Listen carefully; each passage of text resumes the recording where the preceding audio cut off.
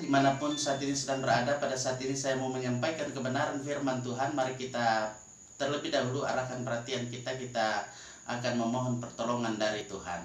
Kita berdoa. Ya Tuhan, terima kasih pada kesempatan yang sangat baik ini.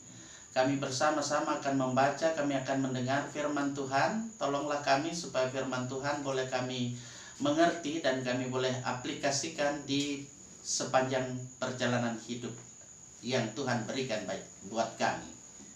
Amin. Saudara-saudara, penyeragaman pemberitaan firman Tuhan pada saat ini di hari Minggu, di minggu ketiga pada bulan Januari ini, pada tanggal 16 Januari.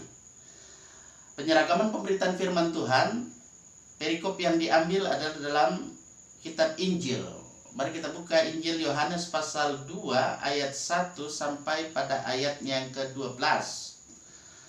Saya akan membaca firman Tuhan. Mari arahkanlah seluruh perhatian kita pada firman Tuhan yang berkata seperti ini.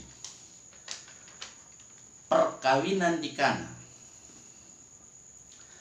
Pada hari ketiga ada perkawinan di Kana yang di Galilea dan ibu Yesus ada di situ. Yesus dan murid-muridnya diundang juga ke perkawinan itu.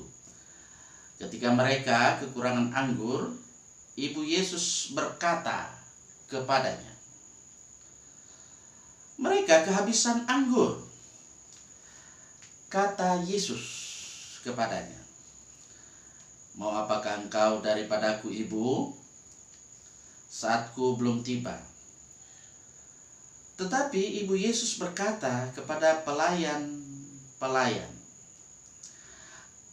"Apa yang dikatakan kepadamu, perbuatlah itu." Di situ ada 6 tempayan yang disediakan untuk pembasuhan menurut adat orang Yahudi. Masing-masing isinya ada 2-3 buyung. Yesus berkata kepada pelayan-pelayan itu, "Isilah tempayan-tempayan itu penuh dengan air." Dan mereka pun mengisinya sampai penuh. Lalu kata Yesus kepada mereka, "Sekarang cedoklah dan bawalah kepada pemimpin pesta." Lalu mereka pun membawanya. Setelah pemimpin pesta itu mengecap air yang telah menjadi anggur itu, dan ia tidak tahu dari mana datangnya, tetapi pelayan-pelayan yang mencedok air itu mengetahuinya, ia memanggil mempelai laki-laki dan berkata kepadanya, "Setiap orang menghidangkan anggur yang baik dahulu, dan sesudah orang puas minum, barulah yang kurang baik. Akan tetapi engkau menyimpan anggur yang baik sampai sekarang." Hal itu dibuat Yesus di Kana yang di Galilea sebagai yang pertama dari tanda-tandanya, dan dengan itu ia telah menyatakan kemuliaannya dan murid-muridnya percaya kepadanya. Yesus di Kapernaum. Sesudah itu Yesus pergi ke Kapernaum bersama-sama dengan ibunya dan saudara-saudaranya dan murid-muridnya, dan mereka tinggal di situ hanya beberapa hari saja.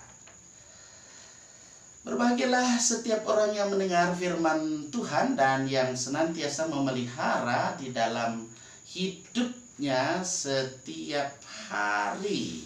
Saudara-saudara yang saya kasihi di dalam kasih Tuhan, pada kesempatan yang baik ini kita melihat perbuatan ajaib yang dilakukan oleh Yesus. Itulah mujizat pertama yang ia lakukan ketika ia melakukan bagaimana ia membuat air menjadi anggur. Ketika saat itu krisis yang menimpa pesta pada waktu itu, mereka kehabisan, bahkan boleh dikatakan mereka krisis. Memang tidak ada lagi upaya bagaimana caranya untuk boleh bisa mengadakan agar pesta itu tidak menjadi dipermalukan. Saudara-saudara yang saya kasih dalam kasih Tuhan, dari perikop yang ada ini, mari kita memperhatikan. Di sini kita melihat bahwa penyataan, bagaimana kita melihat penyataan yang dilakukan melalui tanda-tanda. Ya, di sini dalam Injil Yohanes ada beberapa mukjizat yang digambarkan selaku tanda-tanda. Tergambar di sini bahwa apa yang dilakukan di sini selaku tanda-tanda, terdapat suatu rangkaian dari 7 tanda yang ada ini, seperti narasi yang ada di sini yang disampaikan oleh penginjil Yohanes. Nah, sesudah bagian besar tanda yang ada itu, kemudian menyusul ada pembicaraan. Ya, ada pembicaraan tentang salah satu pokok yang selalu berkaitan erat. Ya, selalu berkaitan erat di dalamnya. Kita perhatikan di situ dengan jelas bahwa tanda-tanda yang ada yang dilakukan oleh Yesus itu adalah bagian pelengkap dari struktur yang ada dari apa yang disampaikan oleh Injil ini. Tanda pertama kita lihat di situ menyediakan yang dalam hal ini pantas, ya, satu kepantasan atau boleh dikatakan kepantasan dalam pentas bagi bagian-bagian yang ada selanjutnya. Semua tanda yang dilakukan ini bisa ditafsirkan sebagai fakta, ya, fakta-fakta dari kemuliaan Kristus. Perhatikan itu di ayat, kalau kita membacanya di ayat 11 di pasal 2 ini. Saudara-saudara yang saya kasih dalam kasih Tuhan, ketika kita lihat dari perikop yang ada ayat 1 dan 2, di situ dikatakan Kana, ya, Kana yang di Galilea, di mana Yesus dia melaksanakan mujizatnya yang pertama pada pesta pernikahan, resepsi pernikahan, katakan seperti itu. Resepsi pernikahan yang ada ini terletak kurang lebih, ya, kalau kita lihat 3 hari perjalanan dari tempat di mana Yohanes melakukan pembaptisan. Jadi karena dulu kan orang pejalan kaki, jadi belum ada kendaraan seperti yang ada sekarang ini. Mereka pejalan kaki. Perhatikan di situ, kalau kita melihat di ayat 3, mereka kehabisan anggur. Coba dapat dibayangkan kalau Bapak Ibu Saudara mengadakan satu pesta, lalu kehabisan, ya, kehabisan, apakah kehabisan lauk pauknya atau kehabisan yang lainnya, pasti akan bingung. Nah, kita melihat di sini saudara-saudara mereka kehabisan anggur. Ini sesuatu yang tentu kalau dalam pesta pada zaman itu, sesuatu yang sangat memalukan bagi tuan pesta yang ada, pelaksana dari bagaimana yang punya hajat itu sangat memalukan ketika mereka kehabisan anggur. Saudara-saudara, di ayat 4 di situ dikatakan bahwa dalam situasi seperti itu mereka kebingungan, dan Yesus melihat kebingungan mereka, termasuk ibu Yesus Maria yang kebingungan pada waktu itu, sehingga Yesus katakan, "Mau apakah engkau daripadaku, ibu, saatku belum tiba." Memang kalau kita lihat di sini aneh, memang ya agak aneh bahwa Yesus dia berkata-kata kepada ibunya seperti itu, tapi tujuannya yang mau dicapai di sini adalah untuk bagaimana mengoreksi pola pikiran yang ada pada Maria, yang ada pada waktu itu, ketika di situ kita perhatikan bahwa Maria dapat memberi petunjuk kepada dia, kepada Yesus maksudnya ya. Perintah-perintah yang diterima oleh Yesus itu datangnya hanya dari Allah Bapa, bukan dari ibunya. Jadi harus kita perhatikan di situ bagaimana Yesus menanggapi apa yang dilakukan oleh ibunya sendiri.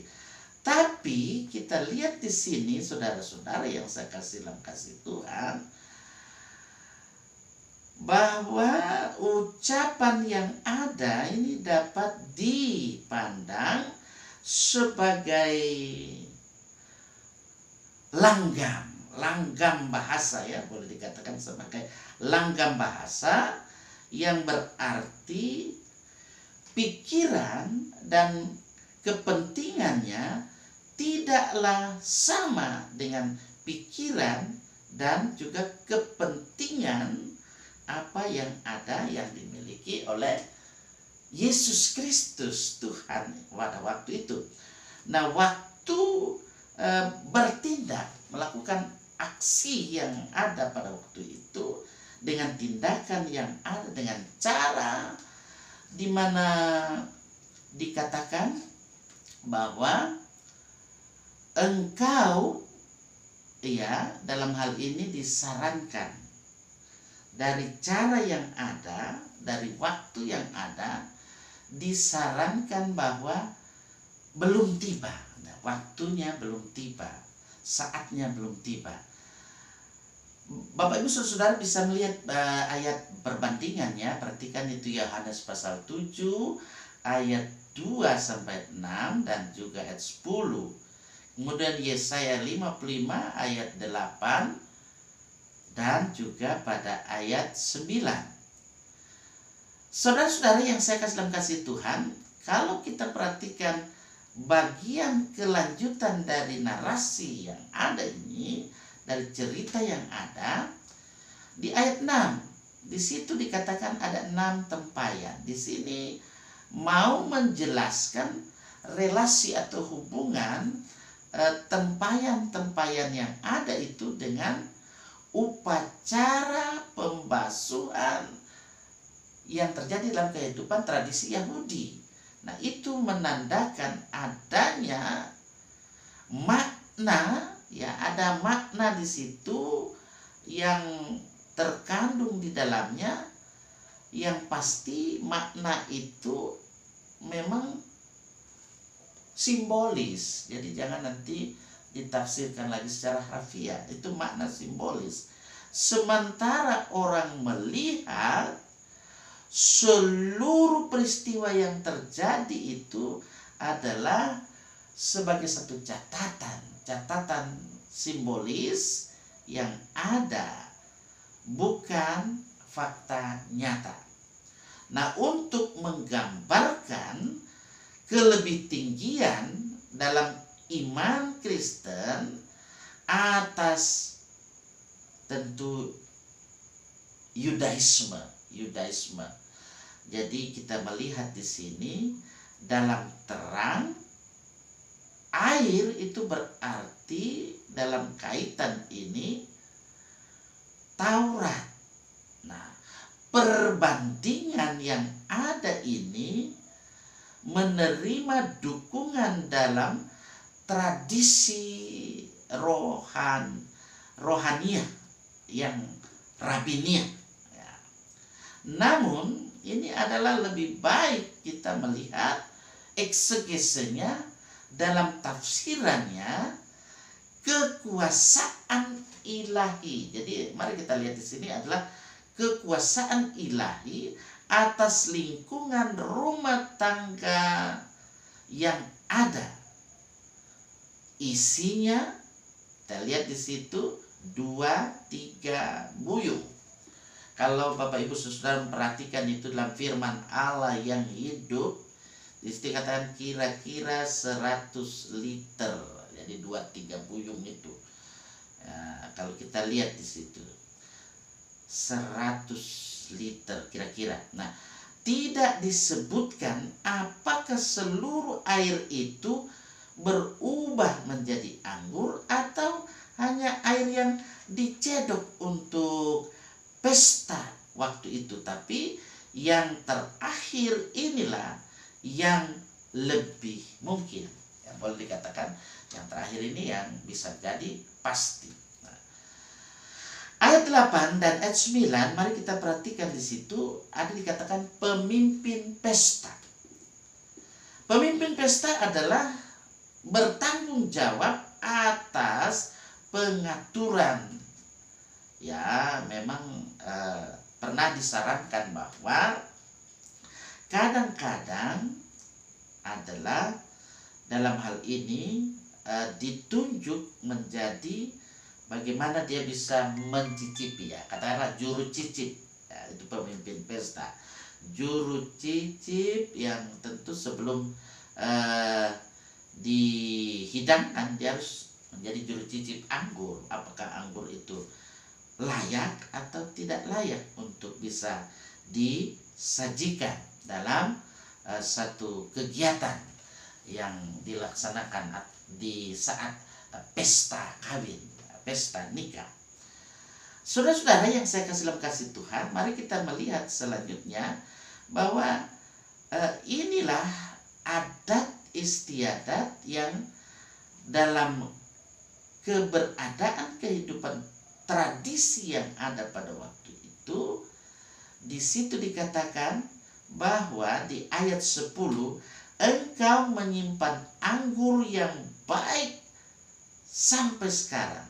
Nah, itu berlawanan dengan, ya, kembali dengan adat istiadat. Kalau dalam adat istiadat terbalik kan, tapi ini terjadi kebalikannya. Tapi kita lihat di sini itu menyatu di dalam bagian yang ada ini, ya, memang seperti kaitan dengan ini disinggung. Nah, mungkin kalau kita lihat di sini kualitas yang tidak diduga, ya, kualitas daripada anggur yang ada itu dia duga-duga itu menyindir bagaimana lebih tingginya, kelebih tinggian persediaan yang ada yang dilakukan oleh Mesianis. Itulah Yesus Kristus, Tuhan, Juru Selamat, penebus dosa manusia. Dia sanggup melakukan yang tidak bisa dilakukan oleh orang atau manusia biasa, tetapi dia sanggup melakukan. Nah, saudara-saudara yang saya kasih dalam kasih Tuhan, mari kita melihat di sini selanjutnya bahwa apa yang dilakukan oleh Yesus Kristus itu merupakan bagaimana perhatiannya kepada eh, keluarga. Jadi keluarga itu sangat penting, artinya dalam kehidupan sebagai orang-orang beriman. Ya.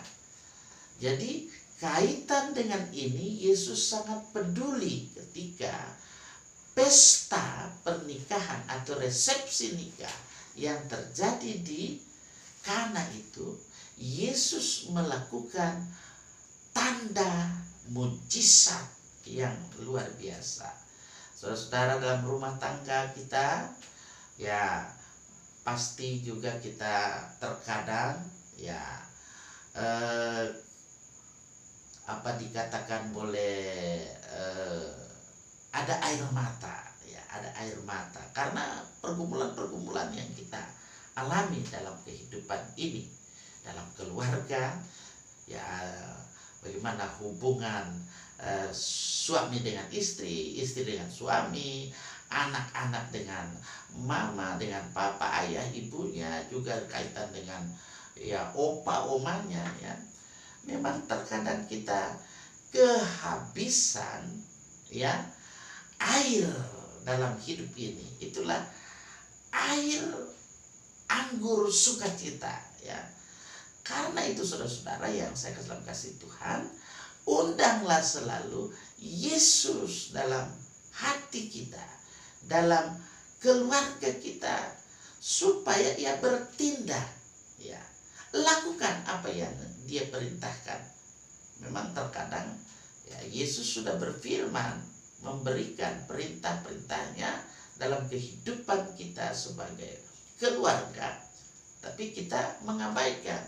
Nah, makanya terkadang krisis yang berat sekali terjadi dalam kehidupan keluarga. Tapi apabila dalam kehidupan kita, kita andalkan Yesus, kita undang Yesus untuk masuk dalam kehidupan keluarga kita, Dia yang akan memberikan kepuasan dalam kehidupan kita. Bagaimana dalam keadaan dahaga kita datang kepadanya. Kemudian ketika air mata kita tentu keluar dalam hidup kita karena kesedihan kita, keprihatinan kita, tetapi Yesus sanggup akan memberikan bagaimana mata air yang ada dalam hidup kita ini terus mengalir. Kemudian ketika dalam duka cita yang kita alami dalam kehidupan ini, Dia akan mengubahkan bagaimana dalam hidup ini ada Ia memberikan anggur sukacita yang akan selalu menjadikan hidup kita sigap, segar, sehat, kuat dalam iman, pengharapan, dan kasih kepadanya. Undanglah Yesus selalu dalam kehidupan kita, dalam keluarga kita, supaya Yesus bertindak dan lakukan apa yang Ia perintahkan dalam kehidupan kita ketika kita menjalani tahun kehidupan di tahun 2022 ini. Ingatlah, Yesus akan menyatakan kasih-Nya, Ia akan menyatakan, Dia membuat mujizat-mujizat dalam kehidupan keluarga kita. Undanglah Dia selalu supaya Dia bertindak. Tuhan akan menolong kita.